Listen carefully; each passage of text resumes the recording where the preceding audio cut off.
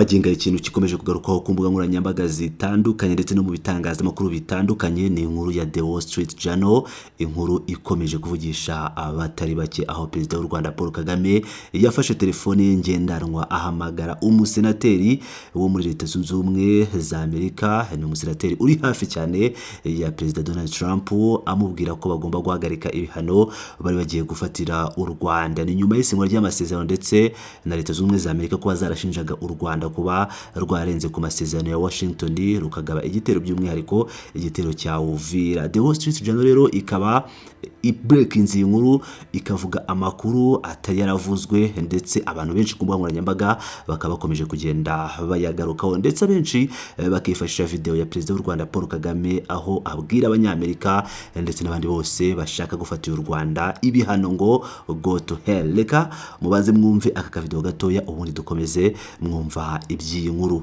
They come and say, hey, we're going to sanction you. To what? Go to hell. Just go to hell. Washington mu mpera za Mutarama, perezida w'u Rwanda Paul Kagame yahamagaye senateri wa Amerika Lindsey Graham amusaba kumufasha guhagarika ibiro bya perezida wa Amerika gutanga ibihano ku Rwanda kubera kurenga ku masezerano y'amahoro yarahujwe cyangwa yarahagarariwe na perezida Donald Trump. Graham yarabyemeye avuga ko u Rwanda ari umufatanyabikorwa wizewe wa Leta Zunze Ubumwe za Amerika, kandi ko ibihano byashoboraga gufatirwa u Rwanda byashoboraga kurutandukanya na Amerika nk'uko abayobozi benshi babizi babitangaje. Ibiro bya perezida wa Amerika byahise bihagarika ibyo bihano by'agateganyo. Ibi bintu bitari byarigeze bitangazwa mbere, bigaragaza ko hari ukutumvikana mu buyobozi bwa Amerika ku buryo bwo kwitwara ku Rwanda ku bikorwa byarwo binyuze mu mitwe irushyigikiye, bikaba byarazamuye intambara muri Repubulika Iharanira Demokarasi ya Kongo. Senateri Graham, umusenateri w'umurepublikani ukomoka muri leta ya South Carolina kandi wegereye cyane Trump, yanze kugira icyo abitangazaho abinyujije ku muvugizi we. Ibiro bya perezida wa Amerika nabyo byanze kugira icyo bivuga kuri ibyo bihano.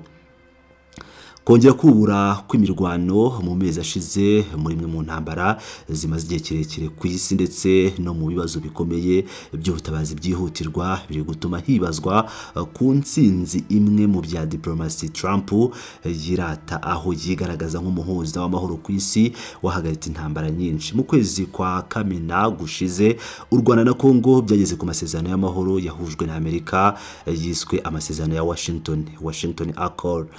Bemeranya guhagarika imirwano yari imaze igihe kirekire, akenshi binyuze mu mitwe yitwaje intwaro bakoresha nk'ababahagarariye. Iyi mirwano yari igice giheruka cy'uruhererekane rw'intambara zimaze imyaka irenga 30 muri Kongo. Kagame na mugenzi we uyobora Kongo perezida Felix Tshisekedi bongeye gushimangira amasezerano ya Washington mu muhango wo kuyashyiraho umukono wabereye muri White House kuwa 5 Ukuboza umwaka ushize. Graham wari witabiriye uwo muhango ndetse no mafoto ndi kugenda mbereka, ngira ngo muri kumubona uyu musaza ufite umusatsi w'imvi utari Trump of course, aho nawe yagiye aba mu biganiro mu buryo bugiye butandukanye. Hari naho yari kumwe na perezida Paul Kagame, Olivier Nduhungirehe ndetse na JD Vance, vice perezida wa Leta Zunze Ubumwe za Amerika, aho bari kuganira. Nibigaragaza ko uyu musenateri yakomeje kugenda aba hafi mu bijyanye no gushyira umukono kuri aya masezerano mu biganiro byose byagiye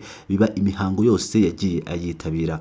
Akaba yarashimye rero ayo masezerano avuga ko ari ikintu cyari hafi kudashoboka gutekerezwa, ariko ubu kikaba cyarabaye impamo.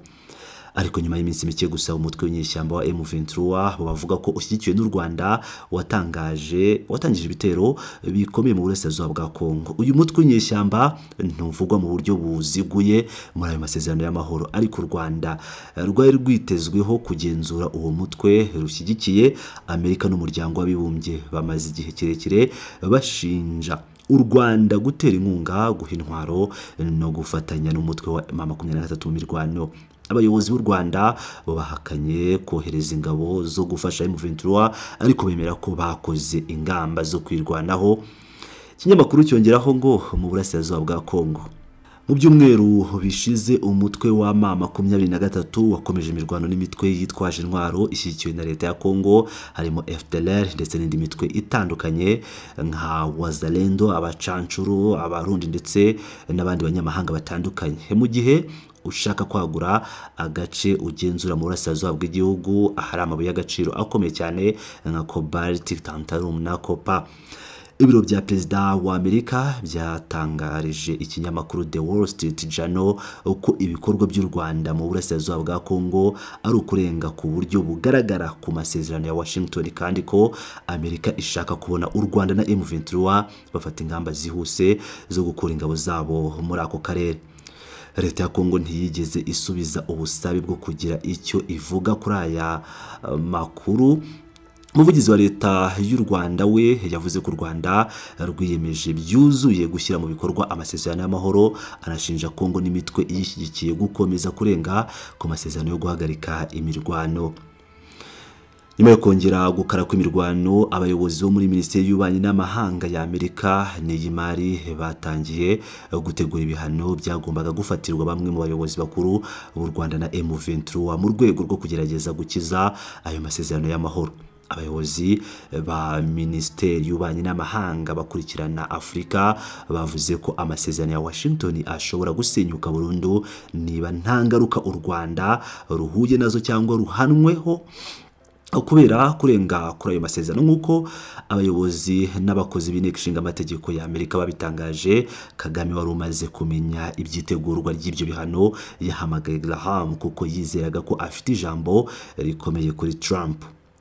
Graham yahise avugana n'ibiro bya perezida wa Amerika ndetse n'ibiro bya vice perezida J.D. Vance nk'uko abayobozi n'abakozi babivuze. Uyu musenateri ukomoka muri South Carolina yavuze ko u Rwanda ari umufatanyabikorwa wizewe wa Amerika mu by'umutekano kandi ko rwubahirije amasezerano yo kugeza amabuye y'agaciro akomeye muri Amerika ndetse ko ibihano byashobora kubangamira uruhare rwarwo mu masezerano y'amahoro.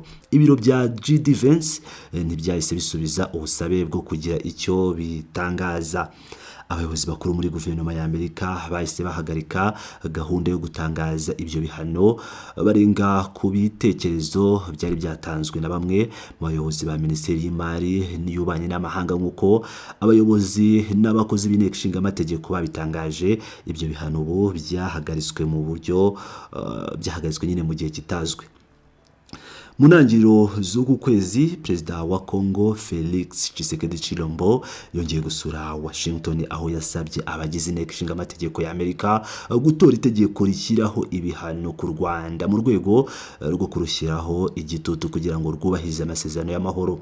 Abasenateri Jimmy Risch na Jen Shahim bahuye na Tshisekedi muri urwo ruzinduko bavuze mu itangazo rusange ko hari impamvu yihutirwa ituma ingabo z'u Rwanda zigomba kuva muri ako karere burundu niba koko amahoro arambye ashoboka.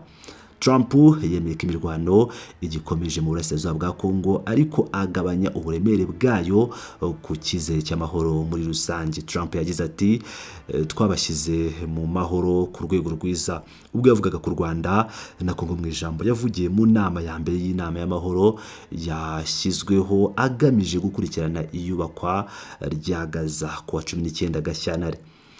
Yongeye ati nakira telefone rimwe mu cyumweru bavuga bati nyakubahwa imirwano yongeye kubura muri Kongo, tuzabikemura. Ngira ngo rero nk'uko mu byiyumvira ikinyamakuru The Wall Street Journal kikaba cyateguye inkuru ikomeye cyane ivuga ko perezida w'u Rwanda inyuma y'amarido yakoze igikorwa gikomeye cyane cyo guhamagara uyu senateri Graham akavugana nawe nyuma yaho Kagame yari yamaze kumenya amakuru ko u Rwanda ndetse n'abayobozi bakomeye b'u Rwanda na M23 bagiye gufatirwa ibihano byatumye uyu senateri ahamagara J.D. Vance ndetse ahamagara na Trump, ahamagara muri White House ababwira ko bahagarika ibihano cyane ko u Rwanda ari umufatanyabikorwa wizewe wa Leta Zunze Ubumwe za Amerika mu nyingi zitandukanye yaba iz'umutekano ndetse no mu bijyanye n'ubucuruzi na diplomasi. U Rwanda rero niko bimeze maginga ya abantu benshi batangiye kuvuga ngo Perezida Paul Kagame arababwira bati go to hell, ubundi nyuma y'amarido akajya